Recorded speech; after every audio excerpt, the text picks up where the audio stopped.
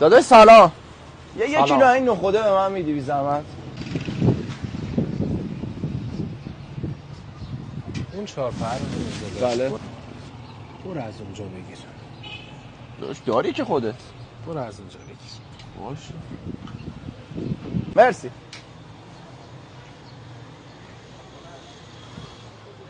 داداش یه سوال، چون خودت داشتی برو از اون بگیر. 4 پرش دمه در هنوز؟ نه برداشت رفتی. بیا تو بهت بگم جدیدش.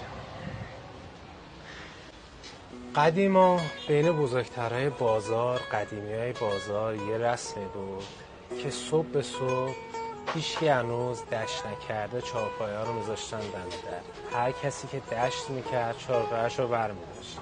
وقتی مشتری دوم واسه کسی که دشت کرده بود میومد اول بیرون نگاه میکرد ببینید چهارپایه کی دم دره.